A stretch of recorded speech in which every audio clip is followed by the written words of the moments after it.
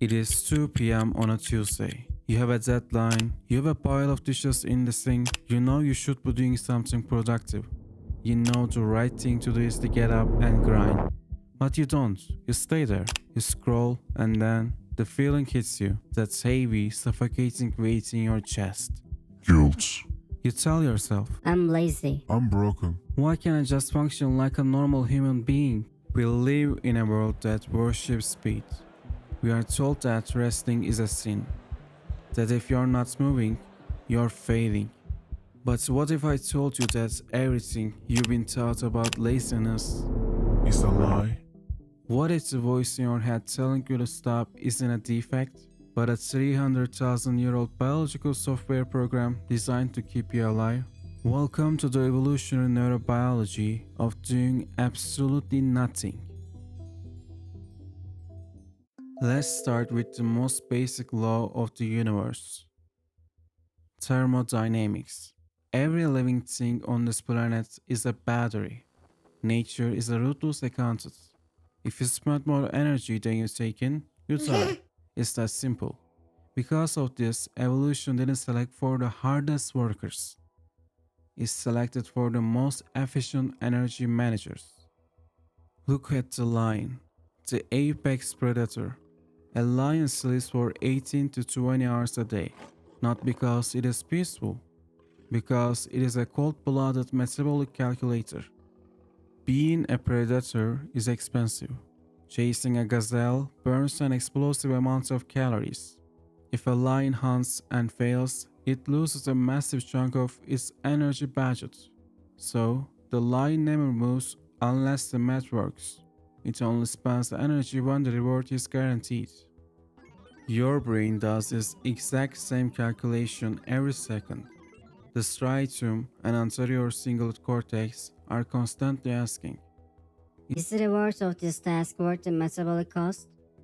if the answer is no, your brain hits the brakes. That feeling of, I don't want to. is your inner lion deciding the hunt isn't worth the calories. You are not lazy. You are an efficient predator waiting for a prey worth chasing. But our ancestors work hard. We are just soft modern humans. This is the lie the system wants you to believe. Meet the Hadza people of Tanzania, some of the last true hunter-gatherers on Earth. Anthropologist Herman Poncer tracked every single calorie they burn, using double-labeled water. He expected them to be calorie-burning machines. Compared to us. The results?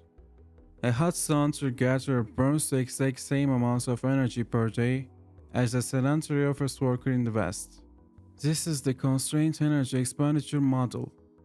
The human body has a hard ceiling on energy. When our ancestors weren't hunting, they engage in active inactivity. They nap, they talk, they conserve. Your biology is designed for a burst of activity followed by deep, prolonged rest. Modern society demands constant, low-intensity, never-ending stress. Your body isn't lazy. It is rebelling against a toxic environment. If biology demands stress, why is lazy an insult? To understand this, we look at history. In ancient Greece, leisure, skole, was the ultimate goal of life. Work was a burden. But in the Middle Ages, Christian monks turned rest into a spiritual danger. Sloth, one of the 7 deadly sins. Resting became an insult to God. Then came the Industrial Revolution. Factories don't care about the sun. They run on clocks. Time became money. If you weren't producing, you were stealing from your employer. And then, Colonialism. European empires encountered indigenous populations who work according to natural rhythms. To justify forced labor, they invented the lazy native myth. When you feel guilty for resting on your couch, you are not hearing your own voice. You are hearing the echoes of medieval monks, factory owners, and colonial masters. But what about procrastination? When you want to work, but you physically cannot start. According to the Dr. Timothy Pitchell. procrastination is not a time management problem. It is an emotion regulation problem. Your prefrontal cortex is the CEO. It cares about the future. But your amygdala, the ancient lizard brain, only cares about survival right now. When you look at a difficult task, your amygdala doesn't see any email. It sees an ego threat, a fear of failure. It screams, Abort. so you open Instagram to numb the pain, and there's a glitch in your biology called temporal disjunction. When put in an fMRI machine, thinking about yourself lights up one part of the brain. Thinking about a stranger lights up another. But when researchers ask people to think about their future selves in 10 years, the brain lights up as if they were thinking about a complete stranger. To your brain, future you doesn't exist. It is someone else. When you procrastinate, you're not being lazy. You're simply throwing a stranger to the wolves. So you can feel safe right now. Thinking hurts. Your brain is only 2% of your body weight, but burns 20% of your energy. Focusing hard means suppressing every other desire. Our ancestors had to hunt a gazelle for dopamine. Today, you have a weaponized dopamine dispenser in your pocket.